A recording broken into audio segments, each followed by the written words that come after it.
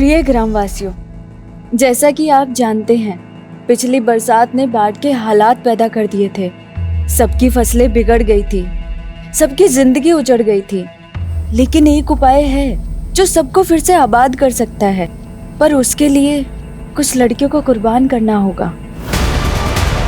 वो लड़की चाहे किसी की बहन हो, बेटी हो या बीवी हो, चलेगी।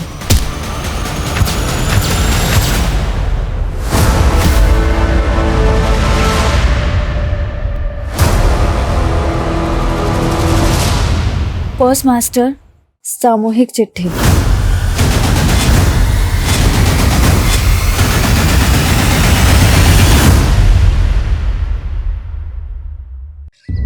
हम ऐसे गांव में रहते हैं जहाँ दूर दूर तक सिर्फ जंगल है। लगता था जैसे पूरे देश से कटे कटे कहीं वीरानी में रहते हैं। हमने तो सोच लिया था पंख लगा के कहीं फुर हो जाएंगे, लेकिन एक गलत फैसले ने हमको आसमान से सीधा धरती पे गिरा दिया। तो चांदी सा बदन मिट्टी में मिला लियो तुम। हमको छोड़ के बहुत बड़ी गलती की हो तुम रेणुका। गलती तो तोरे पे भरोसा करके की हमने। तुम्हारे अंग अंग पे हम अपनी छाप छोड़े हैं। हमसे बड़ा ना कोई आशिक हुआ है, ना ही कोई बड़ा जालिम। छोड़ो मैं। हमारी झूठन है तू। ये थूक जाके दिखा अपने पति को। तेजाब है ये, पूरे साथ साथ तोरे पति को भी जला देगा।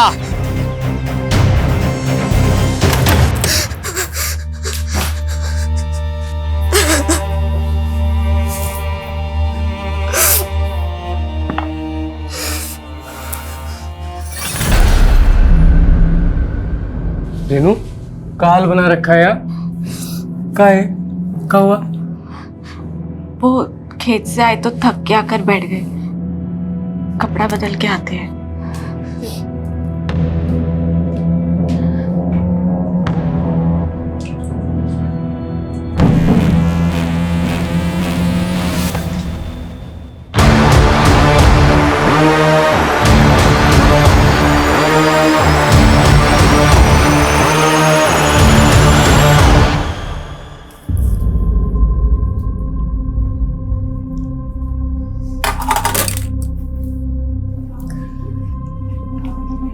भाई वाह, कितना स्वादिष्ट खाना बनाई हो। ऐसा लग रहा है कि मसाले के साथ प्रेम का छौंका लगा दिया। खुल के मुस्कुरा भी नहीं रही हो। कोई बात है का? बोलो ना। राशन खत्म हो गया है। राशन? हाँ, और बनिया इस बार उधार नहीं देगा, बकाया है उसका। तुम इतना भी नहीं समझते काम। मोहनवा मिला था ना, अब उसका नाम जुबान से निकल नहीं रहा है। वो हम आपको परेशान नहीं करना चाहते थे। परेशानी पहले कोनो कम है का? ऊपर से राशन, जेब में कौड़ी नहीं है। खाने पे काहे गुस्सा रहे हैं? तो किस पे गुस्सा है? अब नहीं जाता खाना वाना हमसे। परेशान मत हो दीदी, इस बार बारिश की वजह से जो फसल बिगड़ी है उसी से हताश है भैया, और कुछ नहीं। हताश तो हम भी गए हैं जीवन से मीनू। कभी कभी मन करता है कि जहर खा के हम खुद ही मर जाएं। दीदी ऐसा मत बोलो, सब ठीक हो जाएगा। अच्छा, राशन खत्म हो गया ना, हम तुम्हारे जेठ जी से कह के मंगवा देंगे। नहीं नहीं मीनू, हम कुछ कर लेंगे। अरे माना कि हम उम्र में छोटे हैं, लेकिन रिश्ते में तो हम बड़े हुए। तो अब एक जेठानी अपनी देवरानी का ख्याल भी ना रखे।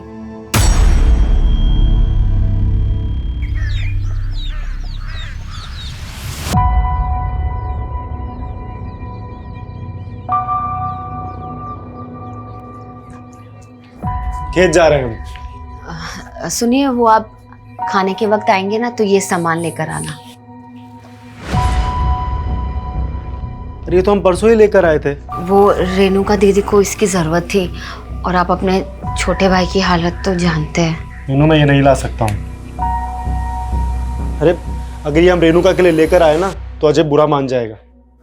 और वैसे भी तुम तो जानती हो, हमें और रेणुका को लेकर पहले से ही अजय के मन में क्या चल रहा होता है। अरे कमलेश भैया, वो चौपाल पे पूरा गांव वालों को बुलाए मुखिया जी। का है? वो पूरा गांव वालों के नाम कोनो सामूहिक चिट्ठी आया है। सामूहिक चिट्ठी?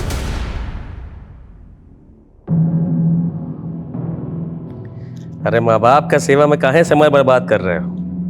विधायक हो गए हो, जनता का सेवा करो। बाबा जी हम जो भी हैं आपके ही आशीर्वाद से हैं। हमको बेटे का भी थोड़ा फर्ज निभाने दीजिए ना। राकेश देखो ना, अब हमें इससे भी अच्छे से नहीं दिख रहा। लगता है नंबर बढ़ गया है। फिर से चेक करवा दो ना हमारा आँख। अरे हम ले चलेंगे तुमको, उसको बहुत काम रहता है। भैया जी, मुखिया जी संदेशा भिजवाए हैं। उनकरा गांव में कोनो चिट्ठी आई है, बड़ा बवाल मचा है। कौन सी चिट्ठी?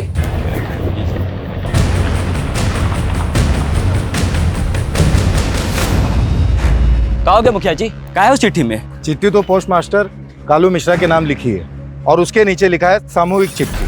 प्रिय ग्रामवासियों, जैसा कि आप जानते हैं पिछली बरसात में बाढ़ की स्थिति पैदा हो गई थी। सबकी फसल बिगड़ गई और सबकी जिंदगी उजड़ गई। लेकिन एक उपाय है जिससे फिर से सबकी जिंदगी आबाद हो सकती है, पर उसके लिए आपको कुछ लड़कियों को कुर्बान करना पड़ेगा। ये क्या बात हो गई? क्या बोले जा रहे? रुक जाइए, पहले इन्हें पढ़ने दीजिए। कल रात 12 बजे पहली लड़की को गांव की सीमा समाप्ति बोर्ड के पास छोड़ जाइए। फिर देखना अगले दिन से गांव के हालात बदलना शुरू हो जाएंगे। इसके लिए आप हर हफ्ते एक लड़की का इंतजाम कर दीजिए और बचा लीजिए गांव को, गांव का मसीहा। अरे कौन कर रहा है ऐसी मांग हमारी बहन बेटी के बारे में? अरे ये वही बाबा होगा जो बलि देना चाहता अरे था। जो भी है छोड़ेंगे नहीं उसे। देखिए देखिए सुनिए, जिसने भी हमारे साथ ये गंदा मजाक किया है उसका हम पता लगा कर रहेंगे।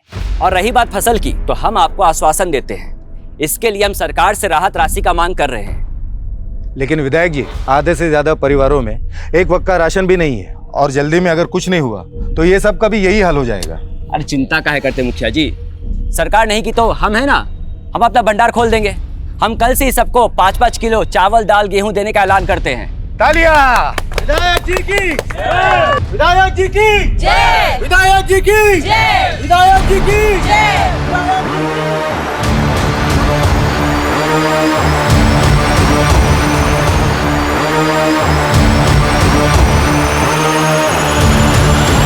ये विधायक जी थोड़ा बहुत मदद कर भी दिए ना तो इस समस्या का समाधान नहीं होने वाला। अगली फसल तैयार होती तो 6 महीने लग जाएंगे, तब तक कैसे होगा? भाई बात तो तुम्हारी सही है अजय। अब भाई शहर जाके कोई काम ढूंढना आसान काम है क्या? कहो अरे भैया आप घर जाइए, हम आते हैं। तो भाई हम दोनों भाई यहाँ परेशान हैं और तुमको कुछ पड़ी ही नहीं है। अब चिंता करेंगे तो पैसा बरसेगा का? निकम्मा होते जा रहे हो। हम दोनों भाई तो खेती छोड़ के नहीं जा सकते। तुम तो शहर जाके कोनो काम धंधा कर सकते हो ना। अच्छा अब हम समझे, हमें खाना देना भारी पड़ रहा है इसलिए शहर भूखा मरने भेज रहे हो ना। हम शहर नहीं जाएंगे, हम यही काम करेंगे। और यहाँ काम कौन देगा तुमको? हैं निकम्मे? ये निकम्मा निकम्मा बोलना बंद कीजिए। जब से माँ बाबूजी गए तब से बस कोसते रहते हैं। अगर इतना ही तकलीफ है ना तो हमारा हिस्सा दे दीजिए, बस बात खत्म। ये लो हिस्सा तुम्हारा। हिस्सा चाहिए ना तुम्हें? कौन सिखा रहा तुम्हें सब? वो सर्विसवा?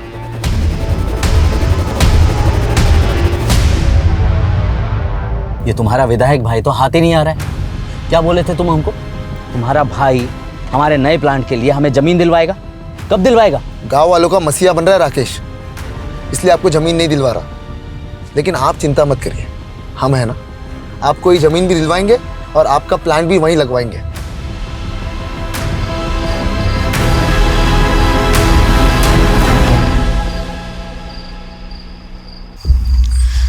इतनी रात को शौच के लिए इतना दूर जाना पड़ रहा है, ये कोई बात हुई? आहिस्ता बोल, जल्दी कर, मुझे तो बहुत डर लग रहा है।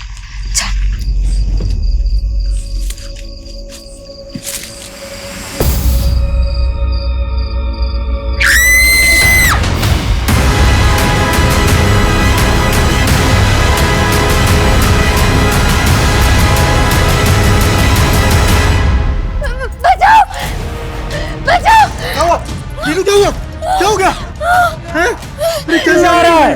रुको दीदी, मैं सोच जब भी जबरदस्ती हमारा अभी कौन लोग थे? हाँ दीदी लोग मुंह में कुछ था। राकेश, राकेश, ए राकेश, क्या हुआ पापा? अरे कोई गांव की औरत का इज्जत टूटने का कोशिश किया है, शायद जंगल ले गए वो उस औरत को। रेणुका! रेणुका! रेणुका!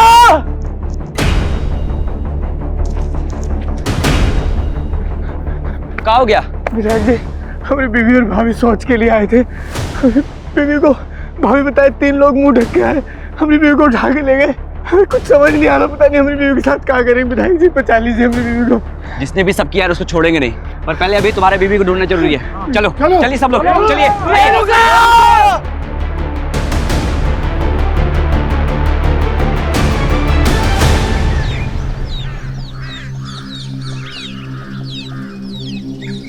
रेणुका!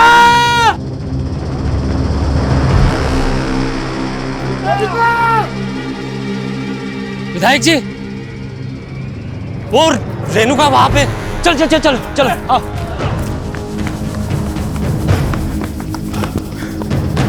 रेणुका!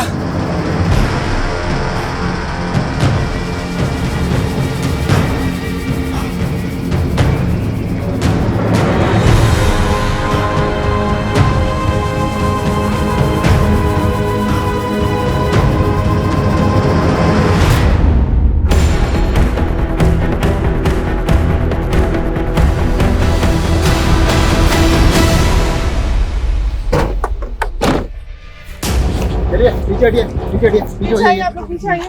आइए पीछे आइए।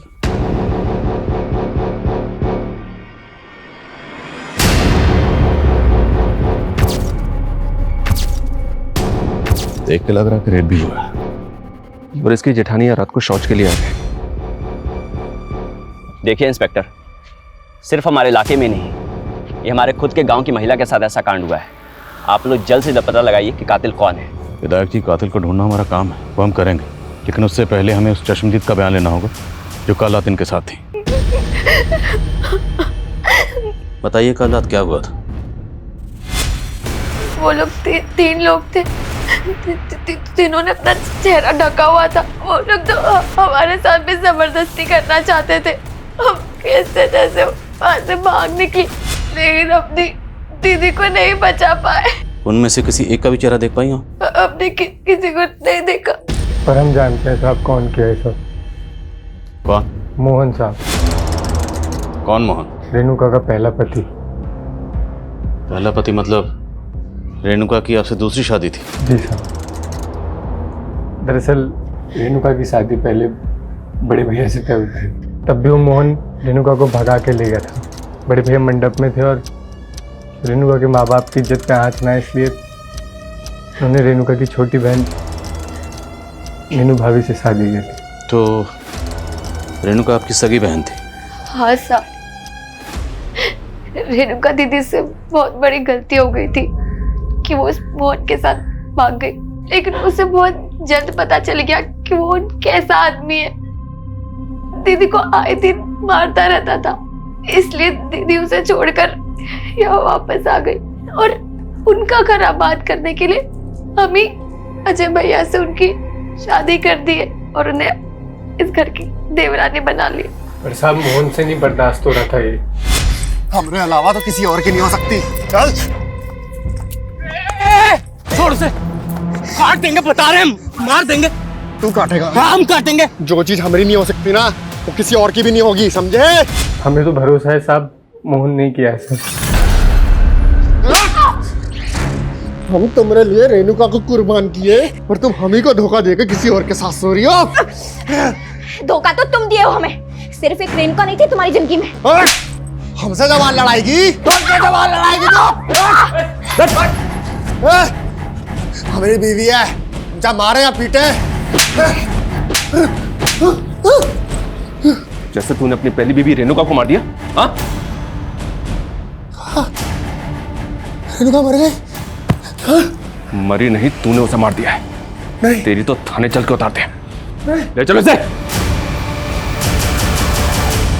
विनायक जी, वो रेणुका का लाश वहीं नजदीक में मिला, जहां वो चिट्ठी भेजने वाला गांव का औरत को मिलने के लिए लिखा था। कहना क्या चाहते हैं आप? रेणुका को वहां जानबूझ के भेजा होगा। उसका पति और भैंसुर तो कह रहे हैं कि वो अपना गोतनी के साथ शौच के लिए बाहर गया था। हाँ, मास्टर जी, हम आपको कहे थे चिट्ठी के बारे में पता करने के लिए, पता किए? चिट्ठी पर संतो डाक खाने का मुहर था, वहीं से किसी ने भेजा होगा, लेकिन ये बात पता करना मुश्किल है कि उसको भेजने वाला कौन होगा। संतो गांव।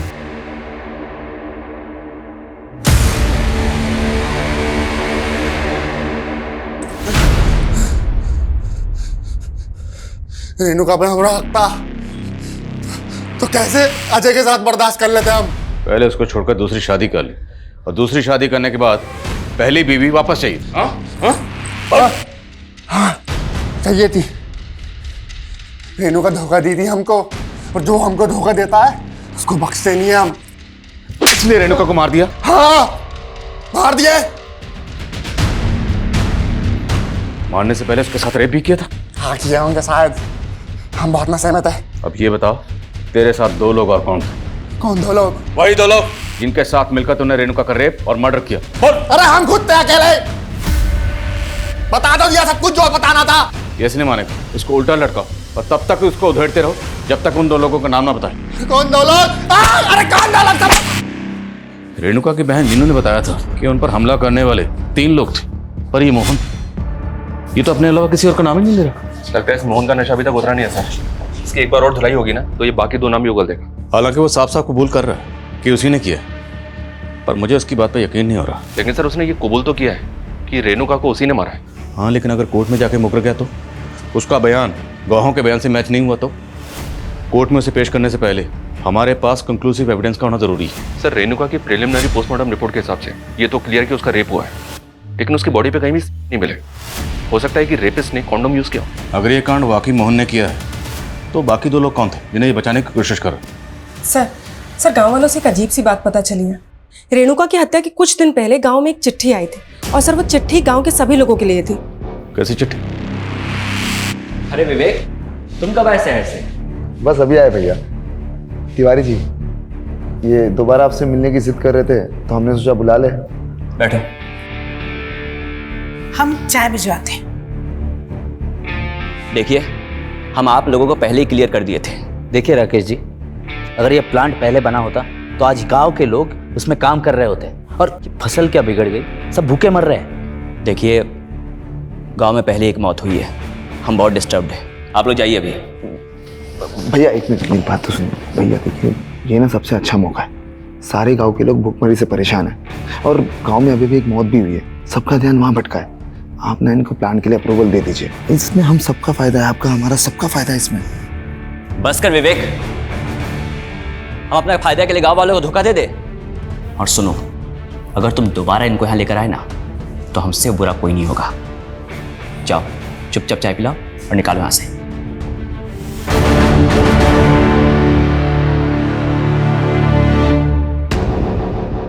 चिट्ठी लिखने वाले ने गांव की लड़कियों को कुर्बान करने की बात लिखी है, और गांव की सरहद के पास जो बोर्ड है, हर हफ्ते वहां एक नई लड़की का इंतजाम करने के लिए कहा गया है। और चिट्ठी लिखने वाला खुद को गांव का मसीहा बता रहा। जहाँ रेणुका की लाश मिली वहाँ से सीमा समाप्ति का बोर्ड ज़्यादा दूर नहीं है, और लड़की को वहीं छोड़ के जाने की बात लिखी। लेकिन साहब, हम सभी गांव वाले इस वाहियात शर्त के खिलाफ थे। खत कहाँ से आए? ये शांतो गांव के डाक खाने से आई थी। पता लगाने की कोशिश की पर पता नहीं चला वहाँ से किसने भेजा था। लेकिन कोई तो है जिसकी हमारे गांव की औरतों पे बुरी नजर है। हमको तो ये वही बाबा लग रहा है जिसने सबके सामने एक गंदा मांग किया था। कौन बाबा? कैसी मांग? साहब, फसल खराब होने की वजह से गांव वाले भूखे मर रहे थे, तब ये बाबा यहाँ आया था। बड़ी चमत्कारी बातें कर रहा था। बाबा जी, आप कहाँ से आ रहे हैं? आपके लिए भोजन पानी का प्रबंध करें? बच्चा, यहाँ तो भूखमरी फैली हुई, इतने लोग भूखे पेट सो रहे हैं। हम यहाँ भोजन नहीं करेंगे, हमसे ये पीड़ा देखी नहीं जा रही। बाबा जी, इस पीड़ा का कोई उपाय है? क्यों नहीं, इसलिए तो यहाँ आए। कैसा उपाय बाबा जी? पूजा करना होगा, और इस पूजा में एक इंसान की बलि देनी होगी। जानते भी हैं आप लोग, बलि देना कानूनन जुर्म है, और आप लोग चिंता काहे कर रहे हैं? इस समस्या का समाधान हम मिलकर निकाल लेंगे। और रही बात गांव की, तो हम गांव के लिए ज़्यादा से ज़्यादा चंदा इकट्ठा करेंगे। बस आप लोग इस अंधविश्वास में मत पड़िए। विधायक जी सही बोले थे, इसीलिए हम सब उस बाबा की बातों में नहीं आए। एक बाबा गांव में आया और वो बलि देने की बात कर रहा था। आप दोनों जिम्मेदार ओहदों पर हैं, सरपंच, विधायक। आपको पुलिस को इतला करनी चाहिए थी। कौन था वो बाबा, कहाँ से आया था? मालूम नहीं साहब। आपने उसकी शक्ल तो देखी होगी, चेहरा याद होगा उसका? जी साहब, याद है। स्केच बनवा सकते हैं? बिल्कुल सर, इस बाबा की तलाश तो करते हैं, पर मुझे ऐसा लग रहा है कि उस खत को रेणुका के मर्डर से जोड़ के देखना ठीक नहीं है। मोहन तो पहले कबूल कर चुका है। अगर ये मोहन ने किया है तो बाकी 2 लोगों का नाम क्यों नहीं बता? क्योंकि मीनू कह रही थी कि वो 3 लोग थे, तो बाकी 2 लोग कौन थे? मीनू, हम मोहन के लिए ना कमलेश जी जैसे इंसान को धोखा दिए थे, और तुम बोल रही हो कि हम उसके छोटे भाई के साथ शादी कर लें। दीदी, हमें तुम्हारी चिंता है। अब तो हमारे माँ बाप जी भी नहीं रहे, और तुम ऐसे अकेले रहोगी तो वो मोहन तुम्हारा जीना मुश्किल कर देगा। और कमलेश जी को भी हमने मना लिया है, वो जानते हैं कि वो मोहन ही गलत था। वो लोग तो तुम्हें एक दूसरा मौका देना चाहते हैं।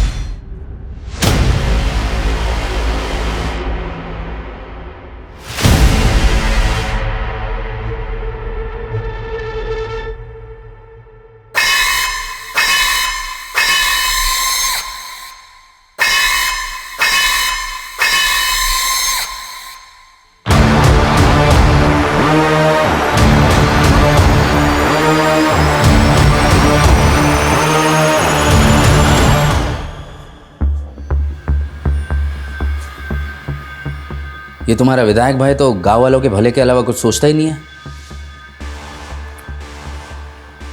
लेकिन तुम अपना भला सोच सकते हो। सोचो, कल को ये प्लांट लग गया ना, तुम्हें भी बढ़िया सी कमीशन मिल जाएगी। भैया मानेंगे नहीं तो होगा कैसे? हो सकता है अगर अपने भाई की जगह तुम विधायक बन जाओ। 2 महीने बाद इलेक्शन है, खड़े हो जाओ। भैया के खिलाफ हम इलेक्शन लड़ेंगे? एक दिन भी खड़े नहीं हो पाएंगे। जानते हो ना, पूरा गांव ने मसीहा मानता है। लेकिन अगर कुछ ऐसा हो जाए कि तुम्हारा भाई इलेक्शन ही ना लड़े तो फिर तो तुम्हारी जीत पक्की। राकेश भैया इलेक्शन ही ना लड़े,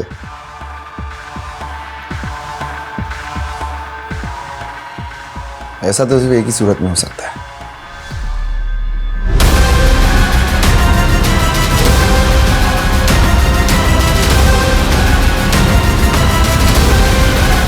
मीनू!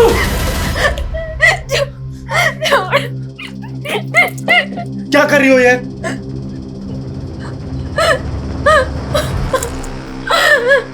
रेणुका दीदी के बारे में बिल्कुल अच्छा नहीं लगता। भाभी, तुम्हें कुछ हो गया तो भैया तो टूट जाएंगे ना। हमें ना अभी रेणुका के कातिलों को सजा दिलवानी है। किरण! किरण! छूट गए तुम। तू क्या सोची हमारे अंदर होते ही अपने आशिक की हो जाएगी? यहीं से हो रहे थे ना तुम दोनों? कहाँ है वो? यहीं छुपा कोई नहीं है। हम कह रहे हैं ना, कोई नहीं है। देखो, हमारी बात सुनो, कोई नहीं है यहाँ। चुप! कहाँ है वो? जब हम बोल रहे हैं कोई नहीं है यहाँ, समझे आप? जिंदा नहीं बचेगा तेरा आशिक। जानती हो ना, हमारी पहली बीवी का भी हत्या का आरोप है हम पे। तो मुझे पुलिस वाले छोड़ काहे दिए? मोहन को पकड़ने वाला आज तक तो पुलिस वाला पैदा नहीं हुआ है, समझी? बड़े साथी रहे हम।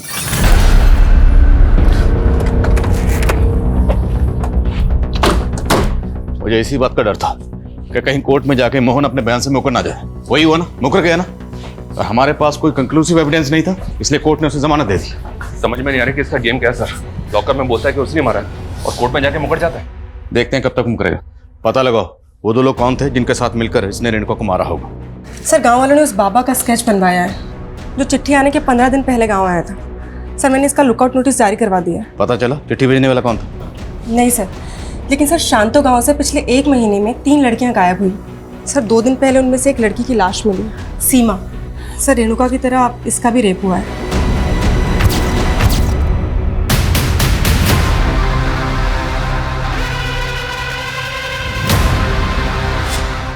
केस का स्टेटस क्या है? सर केस तो अभी तक अनसॉल्व है, लेकिन सर इस गांव का मुखिया है भीमा, वहाँ की पुलिस को इस पर शक था। सर इन तीनों लड़कियों के घर वालों ने इससे ब्याज पे पैसे लिए थे और इसकी इन तीनों लड़कियों पे बुरी नज़र थी, लेकिन सर पुलिस को इसके खिलाफ कुछ भी नहीं मिला। क्या इन तीनों लड़कियों के केस का रेणुका के केस से कोई ताल्लुक हो सकता है? सबसे चौंकाने वाली है वो चिट्ठी जिसमें हर हफ्ते एक लड़की की मांग की गई। जरा पता करो इन दोनों गांव में ऐसा क्या कॉमन है जिसका हमारे केस से ताल्लुक है। और बोलो।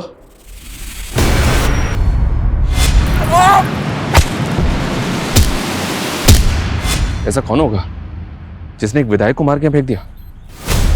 शायद मारकर फेंका नहीं गया, यहीं मारा गया। कौन मारा है हमारे विधायक जी को? हाँ बताइए, कौन मारा है? किसने मारा है? छोड़ेंगे नहीं छोड़ेंगे। देखिए बात सुनिए, चुप हो जाइए, चुप हो जाइए आप। पुलिस अपनी कार्रवाई करेगी, भरोसा रखिए।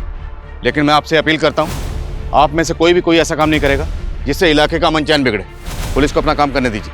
विधायक जी की बॉडी को सबसे पहले किसने देखा? सुबह शौच के लिए आए थे तभी देखा था हमने। साहब ये वही है जिसने रेणुका का मर्डर किया है। कौन? मोहन, जिस पे तुमने पहले भी शक जताया था? हाँ हाँ साहब, वही मोहन। लेकिन आप उसे छोड़ दिए थे। उसके बाद हम विधायक जी के पास गए तो उन्होंने हमें आश्वासन दिया था कि वो हमें इंसाफ दिलवा के रहेंगे। लेकिन अब देखिए देखिए उनके साथ क्या हो गया।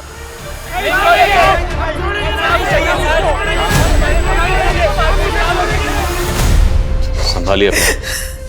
हम समझते हैं आप पे क्या गुजर रही है। विधायक जी की मौत से पूरे इलाके के लोग सख्ते में नहीं बल्कि सदमे में हैं। पर हमें विधायक जी की लाश बाहर जंगल में मिली। वो जंगल में क्यों गए थे? वहां कुछ काम था उन्हें? वो कल माधव के साथ शहर गए थे। पापा, शहर में हमारा सिंचाई विभाग के अधिकारियों के साथ मीटिंग है। वो हम यहाँ एक नहर निकलवाना चाहते हैं ताकि बरसात का पानी ऐसे तबाही मचाने से पहले सिंचाई में काम आ जाए।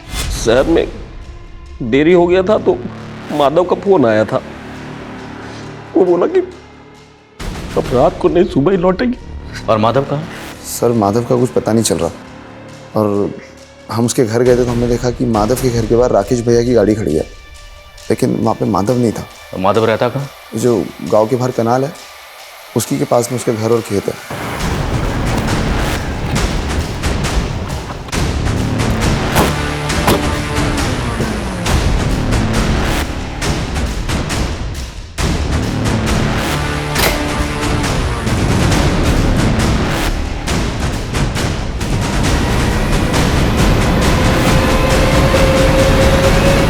सर घर में कुछ भी सस्पिशियस तो नहीं मिला है, लेकिन विधायक जी की कार यहाँ पे खड़ी हुई है। इसका मतलब यह है कि विधायक जी रात में यहाँ जरूर आए होंगे।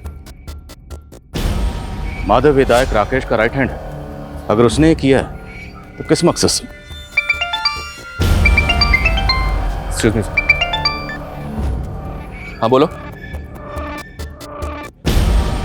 ठीक है हम आ रहे हैं। सर राकेश की जिस जगह पे लाश मिली थी उस जगह के पास में ही माधव की बाइक मिली है।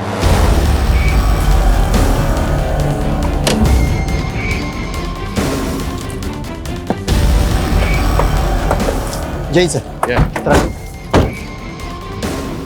सर ये रही बाइक, और सर बाइक पे चाबी भी लगी हुई है। तो क्या विधायक जी ने अपनी कार माधव के घर पे खड़ी की और माधव की बाइक से यहाँ पर आए, या फिर माधव ने यहाँ लेके आया? और शर्मा सवाल ये है कि अगर माधव इस कांड में शामिल है तो अपनी बाइक यहाँ छोड़कर क्यों जाएगा? पूरा एरिया अच्छे से स्कैन करो।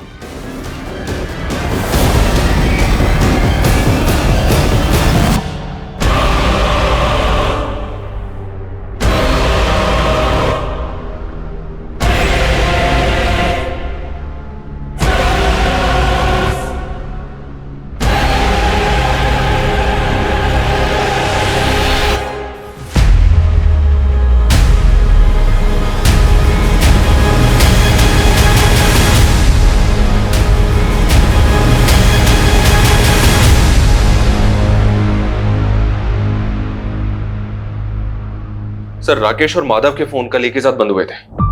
माधव को आखिरी कॉल गांव के पीसीओ से ही आया था। अब ये पता नहीं चल रहा है कि ये कॉल उसे किसने किया होगा। रेणुका के रेप और मर्डर के 5 दिन बाद विधायक राकेश का भी कत्ल हो गया। क्या ये दोनों केसेस आपस में कनेक्टेड है? इस मोहन की क्या खबर है? मोहन का भी चौकन्ना है सर, घर से बाहर ही नहीं निकल रहा।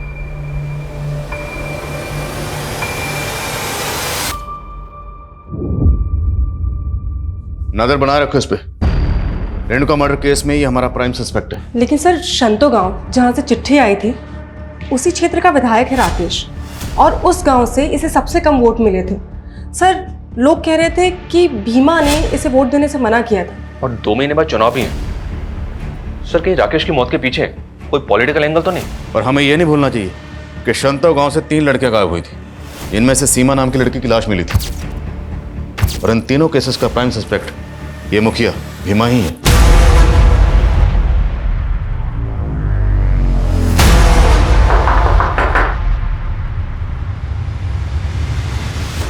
गजब बात कर रहे हो।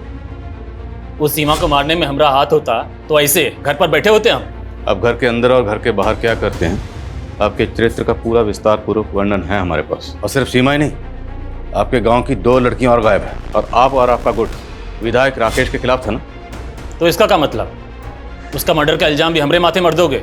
इल्जाम नहीं मरेंगे, अगर मर्डर किया है तो साबित करेंगे। फिलहाल आप ये बताइए कि आपके गांव से ये फतिंगा गांव चिट्ठी गई थी, उस चिट्ठी में आपका रोल और मकसद क्या है? ऐसा है इंस्पेक्टर साहब, हवा में बात मत कीजिए। किसी भी चिट्ठी से हमारा कोई लेना देना नहीं है। छोड़ो मुझे, छोड़ो, छोड़ो, छोड़ो, बचाओ, बचाओ, छोड़ो, छोड़ो, छोड़ो। क्या हो रहा है सब? पकड़!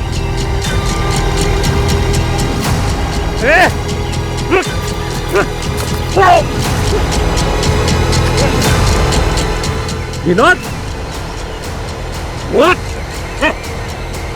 सर्वेश, लेके चल, लेके चल।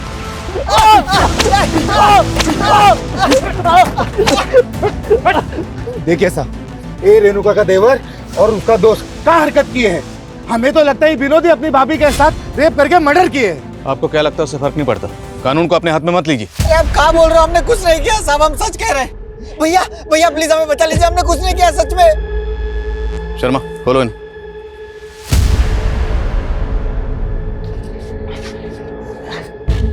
फोन कहाँ तुम्हारे? सर वो हम सोशल मीडिया के लिए वीडियोस बनाते हैं, वो खुद आई थी, वो हमारी दोस्त है। कौन? वो लड़की। कौन लड़की? लेके चलो दोनों को। साहब साहब देखो डरो मत, हमें बताओ विनोद और सर्वेश ने क्या किया तुम्हारे साथ।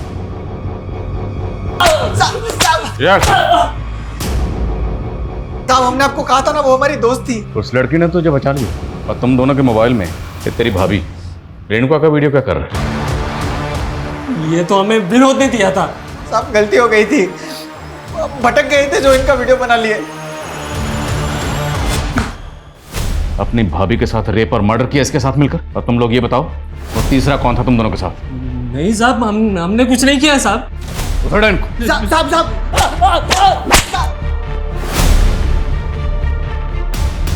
अब गलती हो गई, उससे माफ कर दीजिए, छोड़ दीजिए साहब।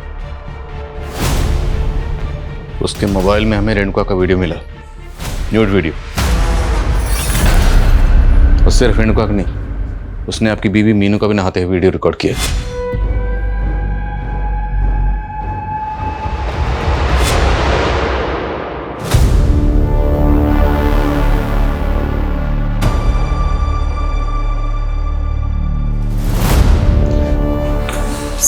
खबरियों से बाबा परंतु की लीड मिली।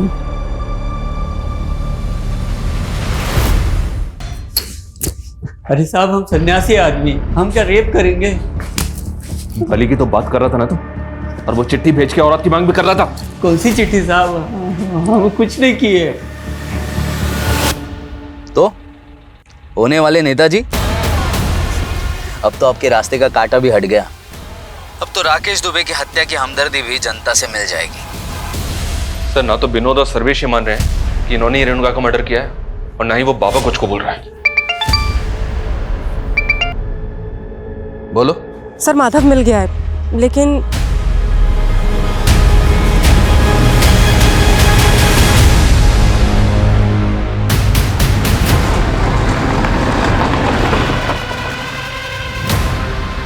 सर जहाँ राकेश जी की लाश मिली वहाँ से ये जगह 1000 मीटर की दूरी पे।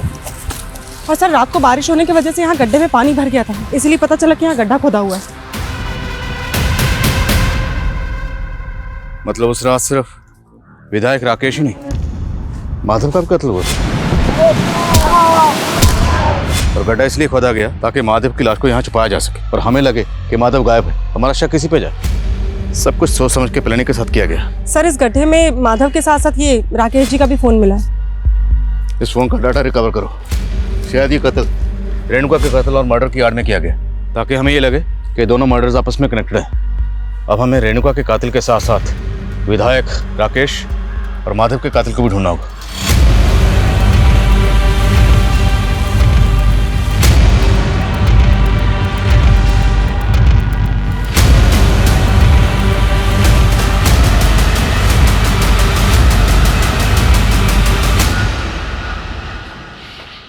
सर कम इन। सर राकेश जी की डिटेल्ड पोस्टमार्टम रिपोर्ट, उनकी आंखों में लाल मिर्ची के ट्रेसेस मिले। लाल मिर्ची? क्या सर, ऐसा लगता है कि पहले उनकी आंखों में लाल मिर्ची डाली गई, उसके बाद उनको टॉर्चर किया गया, फिर उनके सर को पत्थर से पीट पीट के फोड़ दिया गया।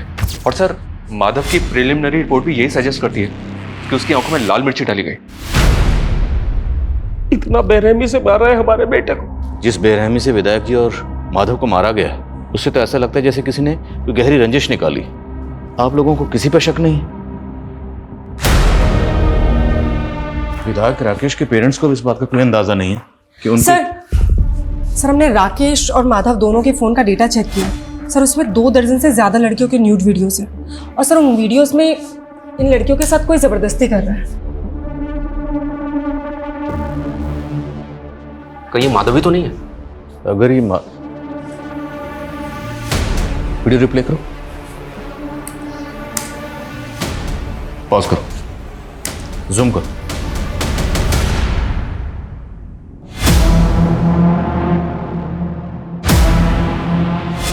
माधव का घर, मतलब ये सारे कांड माधव के घर में हो रहे थे। शर्मा, माधव के घर को एक बार अच्छे से स्कैन करो और पता लगाओ वीडियो में जो बाकी लड़कियां हैं वो कौन है। सर ये लड़कियां फतिंगवा गांव की लग रही हैं, क्योंकि सर इसमें से एक वीडियो मीनू का भी है।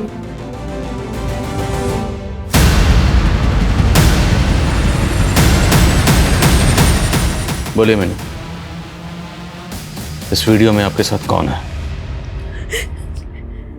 साहब सारी फसल खराब हो गई थी, भूखे मरने की नौबत आ गई थी। हम तो बस उसके पास मदद लेने गए थे। देखो मीनू, हम तुमको बचपन से जानते हैं, तुम हमारे साथ पढ़ी भी हो। चिंता मत करो, हम तुम्हारे पति की नौकरी शहर में लगवा देंगे। बहुत बहुत शुक्रिया विधायक जी। अरे शुक्रिया किस बात का, तुम दोस्त हो हमारी। जब हम 20 साल के थे ना, तब तुम्हारे साथ सोने का सपना देखते थे। हमारे साथ सोगी ना, सपना पूरा करोगी ना? हम तो बस मजबूरी में उसके आगे झुक गए, लेकिन उसने हमारी वीडियो बना ली ना। उसने हमारे पति को काम पर लगाया, बस हमारे मुंह पर 500 फेंक देता था। रेणुका के साथ भी ऐसा करता था? नहीं साहब, दीदी ने हमें ऐसा कुछ तो कभी नहीं बताया। रेणुका पे जिन लोगों ने हमला किया था वो 3 लोग ही थे। हाँ साहब।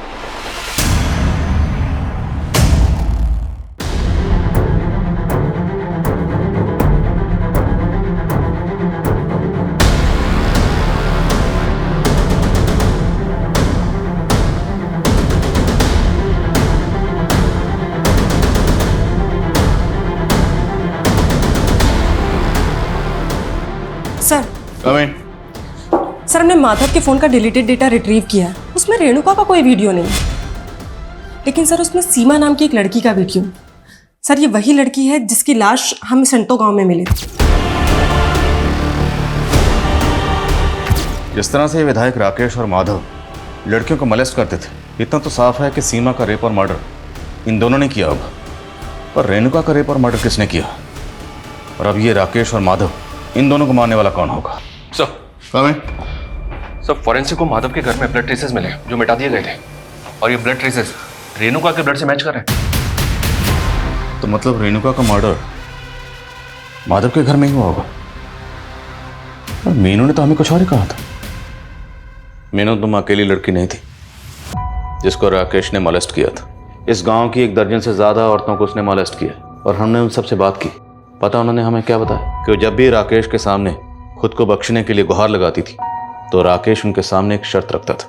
वो शर्त क्या थी कि अगर वो खुद को बचाना चाहती हैं तो उन्हें अपनी जगह किसी दूसरी लड़की को लाना होगा, अदला बदली। उसने ये शर्त तुम्हारे सामने भी रखी हो। अरे रे, इसमें रोने की कौन सी बात है? जैसा हम बचपन से सपना देखे थे तुम्हारे साथ सोने का, उसी तरह हम रेणुका के साथ भी सोना चाहते हैं। उसको मना के ले आओ और तुम आजाद हो जाओ। अब ये बताओ कि वो 2 लोग कौन थे जिनके साथ मिलकर तुमने ये किया?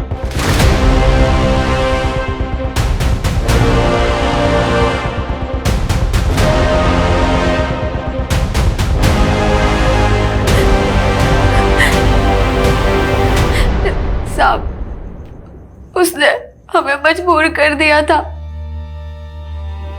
लेकिन हम बगावत नहीं कर सकते थे क्योंकि सीमा ने बगावत की थी और उसने उसे मार दिया। सीमा ने बगावत की थी?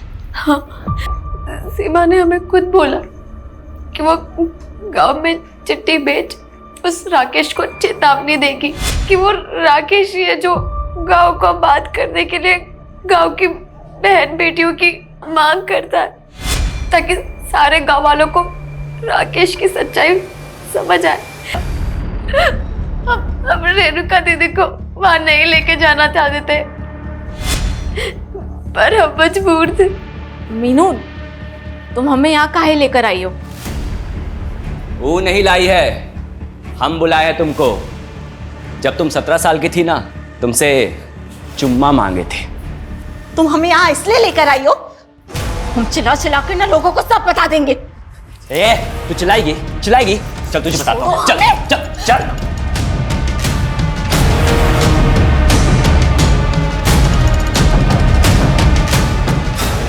उसने हमारे सामने हमारे रेणुका दीदी को मार दिया।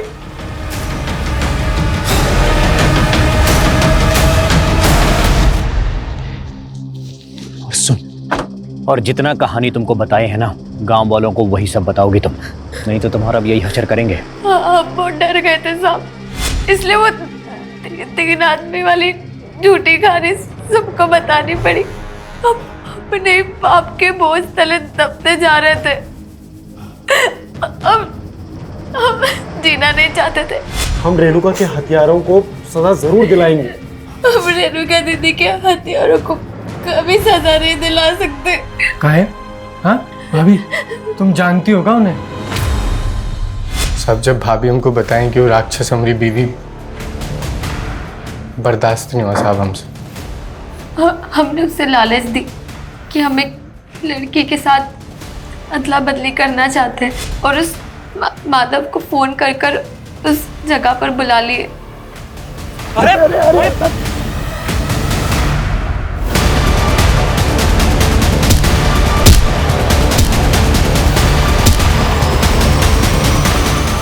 और सब माधव को हम ही गाड़ दिए ताकि आपका शक उसी पे जाए। ने जो भी किया अपने घर की औरतों की इज्जत के लिए किया। पर आप लोगों को पुलिस की मदद लेनी चाहिए थी, हमारे पास आना चाहिए था। आज तक इस देश में ऐसा कौन सा नेता है साहब जो फांसी पे चढ़ा है? बताइए ना हमको। सर, जैसा इन लोगों ने कहा, 70% केसेस में तो ऐसा ही होता है। बड़े लोगों की सुनवाई चलती रहती है और सर विक्टिम को सालों साल इंसाफ नहीं मिलता।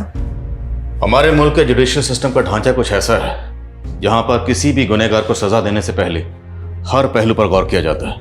मैं मानता हूं कि कुछ केसेस में इंसाफ मिलने में देर होती है, पर इसका मतलब ये नहीं कोई कानून को अपने हाथ में ले। कानून ये हक किसी को नहीं देता। इंसाफ मिलने में देर भले ही हो जाए, पर देर सवेर इंसाफ मिलता जरूर है।